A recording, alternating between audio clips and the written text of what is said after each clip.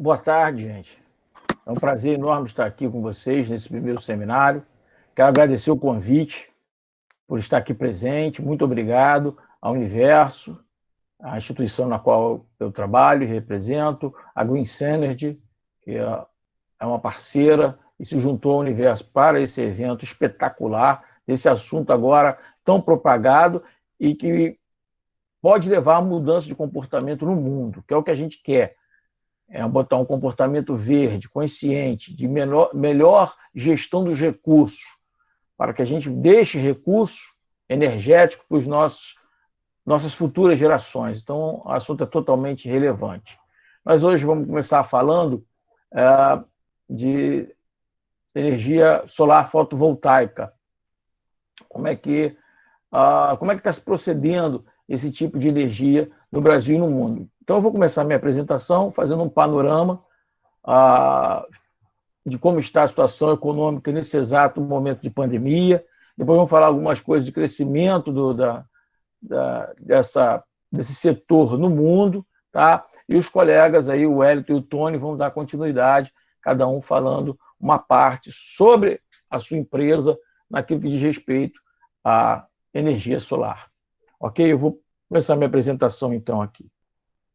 Então tá bom, como já foi apresentado, né? Eu sou Edson Portela Júnior, engenheiro mecânico, analista financeiro, professor no Universo dos cursos de engenharia, e o meu e-mail pessoal está disposto aí na tela para vocês.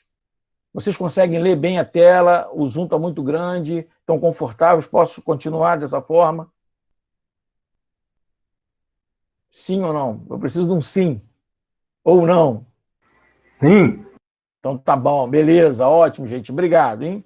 Então, meu e-mail está aí para qualquer questão, qualquer pergunta, futuros contatos, tá? E a questão de ser engenheiro mecânico foi como eu, depois de formado, comecei logo a trabalhar com climatização, com ar-condicionado. Isso é um grande vilão da edificação. É um grande consumidor de energia elétrica nas questões das edificações familiares e nas administrativas, principalmente.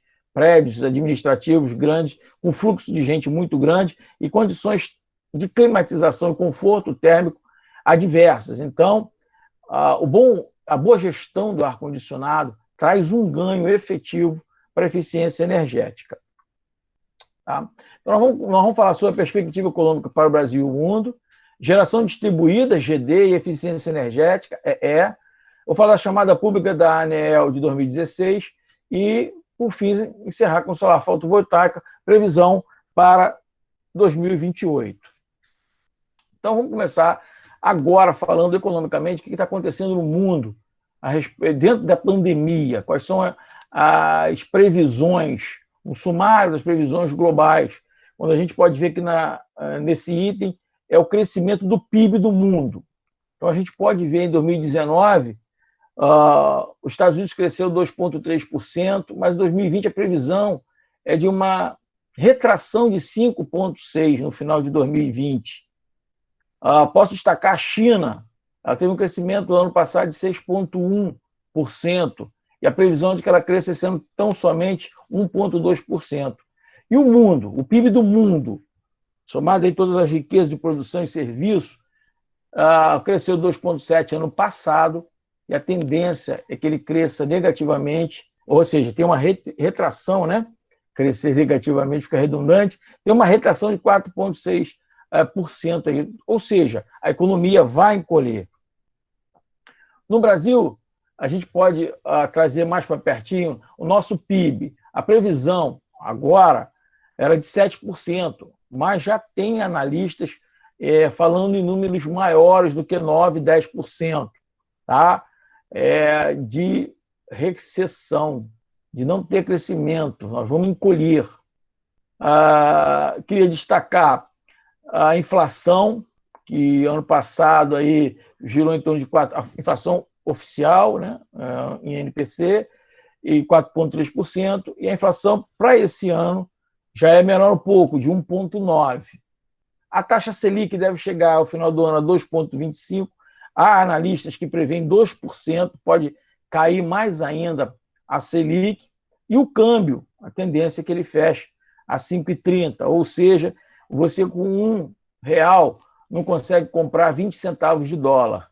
Então, nosso dinheiro está bem desvalorizado. Então, é nesse cenário que a gente se encontra agora, cenário econômico de recessão no mundo e agravado no Brasil por questões até de gestão política. A gente vem tendo uma retração aí. Tá? Eu resolvi colocar essa chamada da ANEEL, aqui, Agência Nacional de Energia Elétrica, em 2016, que é um projeto que é solicitado pelo MEC. O que aconteceu? O MEC conseguiu enxergar que o maior insumo gasto numa universidade federal, nas universidades federais, era com energia elétrica. Fora os seus custeios, o insumo maior era a energia elétrica, que era muito grande, está sendo inviabilizando o pagamento dessas tarifas. Então, eles solicitaram à ANEEL um programa onde fosse possível fazer eficiência energética e geração distribuída, usando solar fotovoltaica. O que é isso? As distribuidoras iam prever, iam patrocinar, junto com o governo, parte desse ganho aí de eficiência energética no PEE, e eles iam utilizar para fazer um projeto de diagnóstico energético nos prédios principais das universidades, onde tinha o maior consumo de energia, e implantar promover sugestões e projetos de eficiência energética. E a eficiência energética são em 3 sistemas. A envoltória do prédio, que envolve diretamente engenharia civil e arquitetura, climatização, ar-condicionado, que envolve engenharia mecânica e afim, e sistemas luminotécnicos. Ou seja, você tem que iluminar artificialmente sua construção, que envolve engenharia elétrica e afins. Então, esses 3 sistemas seriam avaliados para haver uma proposta de como eficientizar aquele prédio, aquela edificação, aquela universidade, de forma a não consumir tanta energia, começando desde as tomadas de decisão custo zero até o investimento possível e razoável para haver mudanças nesse prédio e nesses sistemas a fim de minimizar o custo da energia. Ou seja, o uso racional da energia. Simplesmente usar racionalmente essa energia. E também investir num projeto de solar fotovoltaica com pesquisa. Olha que legal. Além de você fazer o projeto de uma micro usina solar fotovoltaica, você ia poder fazer pesquisas, ou seja, gerir aquele sistema e saber como melhorar aquele sistema. Você haver pesquisa nessa universidade em cima desse projeto. Essa foi a chamada e foi muito concorrida. E, no caso, nós participamos da eleição, da escolha dos projetos que a ANEEL queria, então, patrocinar a fim da gente fazer eficiência energética mais geração distribuída. Porque, segundo o número deles, pode chegar na ponta uma economia de 40% de energia. Ou seja, na ponta, lá na ponta, conta, e aí poderia reduzir até 40% do valor do gasto com esse insumo, energia elétrica. Então, a gente participou e algumas universidades, então, tiveram seus projetos aprovados pela ANEEL a fim de fazer eficiência energética, mais geração distribuída com solar fotovoltaica. Uma chamada muito bem alinhada, já em 2016, já vai fazer 4 anos, esses projetos já devem estar sendo implementados e estudados, né? Nesse ponto aí também há uma discussão que eu gostaria de trazer à tona essa discussão, quanto às distribuidoras agora vêm pressionando a ANEEL no caso das gerações distribuídas fotovoltaica.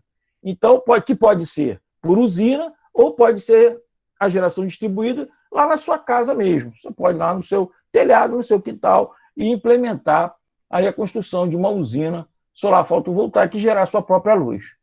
Mas o que acontece nesse sistema? A energia que você gera, você vai usar, mas também pode colocar na rede. Então, o seu relógio vai passar a ser um relógio de 2 vias, porque o relógio que você tem hoje na sua casa só registra aquilo que você consumiu e não o que você produz. Então, é só o que entra. Ele é de uma via. Então, eu teria que ter um relógio de duas vias. Uma para que entre a luz que eu vou consumir, além do que eu produzi, e aquela que eu produzi numa hora que eu não estou demandando, eu poder devolver à rede. E aqui no Brasil, essa é o balanço energético fechado. É simplesmente quanto eu consumir, menos quanto eu produzir, eu pago a diferença para a distribuidora. Simples assim. Mas não é assim que funciona no mundo todo. Na Inglaterra, por exemplo, tem a tarifa feed-in. Por quê? Porque o governo aí, ele próprio vai conseguir gerir, se ele quiser aumentar a produção da energia distribuída, ele paga mais na energia que você produz. Mas se ele quiser que está com muita energia, o país produziu muito, e ele quer que você consuma a energia gerada pelo país, ele aumenta o valor abaixa o valor, de modo que você compre, fica mais barato você comprar do que produzir. Então, na Inglaterra, o governo tem poder sobre essa tarifa chamada tarifa feed-in. Não é assim no Brasil. Aqui é um balanço energético e a gente paga a diferença. Ok? Então, vamos lá. Mais fontes renováveis necessárias para acelerar o declínio térmico, ou seja, a gente não depender de queima de combustível fóssil para obtenção de energia elétrica. É esperado que o setor de energia solar se torne um motor desse crescimento. E aqui ele está falando de volume grande de crescimento aí.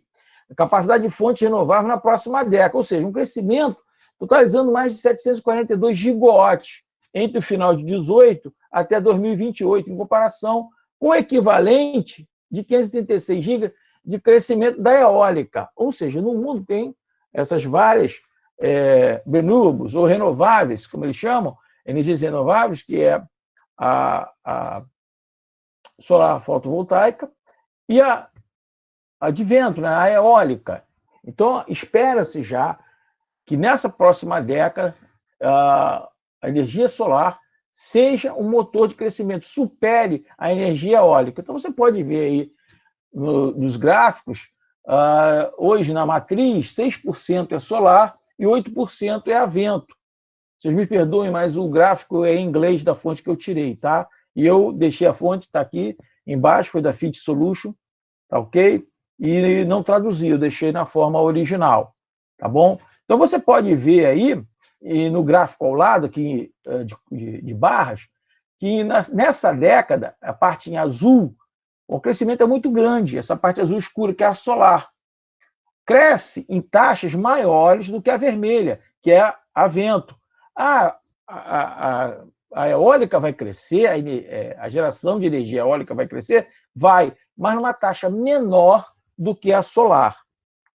Na próxima década, que no caso o estudo é de 2018 a 2028. Países de acesso de investimento em energia solar, isso nos interessa, que tem desempenho superior e mercados a serem observados. Esse gráfico aqui é muito legal, que diz respeito ao Brasil. Destacados estão a Espanha e o Brasil, como fornecedores globais de energia solar, com a Espanha na vanguarda da implantação da capacidade solar, que é com base na PPA. PPA quer dizer Power Purchase Agreement, acordos de compra de energia numa tradução livre, corporativos e vendas de eletricidade no mercado comercial na Europa, enquanto o Brasil se tornou uma ponta de lança global em energia solar, deflação de custos e de tecnologia. Ou seja, está dizendo o quê? Que o Brasil está na ponta de lança porque nós estamos reduzindo o custo dessa energia, da energia solar. E já o colega vai falar aí sobre o payback do investimento numa pequena usina fotovoltaica, solar fotovoltaica. Então, o Brasil está destacado aí nessa parte de solar. Então, você pode ver aí o Alasca e os Estados Unidos com biomassa, você pode ver a China aí, eólica, a Índia também com biomassa, ali na Espanha também, como a gente falou, também vai ser solar, e a geotérmica aqui na Europa Central ali, crescimento da energia térmica, bem como no Japão, né, que eles usam muito geotérmica, energia geotérmica, geração geotérmica de energia no Japão. Ok? Estou trazendo para o Brasil, há um otimismo muito grande quanto a essa perspectiva. Porque, julgando em quê? Nos leilões que houveram, ok? O leilão A4 de julho do país registrado lance baixo, quer dizer, diminuiu o valor da tarifa. Aí deu 17,3 megawatt, dólar, tá? Isso é dólar. 17,30 dólares o megawatt-hora, ok? Em contrapartida, que a bem-sucedida, quer dizer, em contrapartida que foi tão baixa, mais baixa do que os 20,5 da anterior. Enquanto relatos que o projeto de leilão A4, em particular, vendem parte da sua eletricidade ao mercado, alavancando sua conexão à rede provável, a fim de compensar o baixo preço apresentado, portanto, superior ao preço de exercício. Destaca a competitividade dessa energia solar no mercado brasileiro de energia. Isso nos leva a esperar que o crescimento seja robusto nos próximos anos, à medida que o governo capitaliza a competitividade e custo da energia solar para fornecer fontes de energia barata em futuros leilões, que é o leilão reverso, né? Okay? Então, dadas as perspectivas positivas de crescimento, destacamos vários fatores que resultarão em um crescimento substancial do mercado de energia solar de geração distribuída no Brasil. Então, aqui, os regulamentos líquidos favoráveis da medição, queda no custo do sistema, o aumento do preço da eletricidade no varejo, aumentará a capacidade solar distribuída ao longo do período previsto, acrescentando impulso no crescimento da capacidade solar. Consulte o crescimento robusto. Isso aqui é outro texto, tá?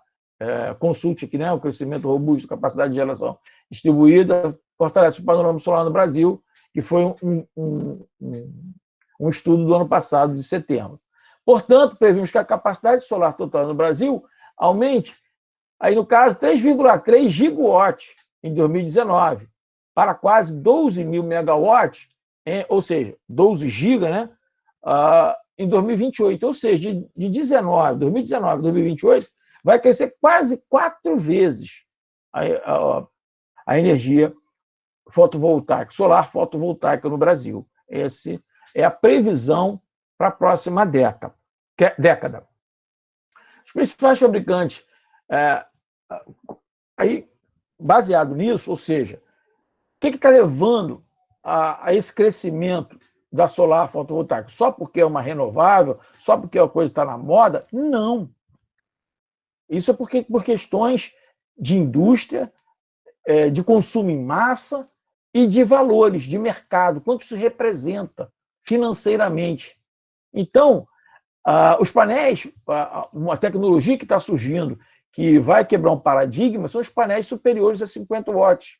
Painéis com capacidade igual ou superior a 500 watts, marcando um marco importante em um mercado competitivo. O aumento da capacidade de energia desses painéis solares resulta em custos mais baixos. Ou seja, o payback do seu sistema, da sua usina solar fotovoltaica, vai ser menor. Seu investimento vai voltar rápido, dado que os custos estão mais baixos.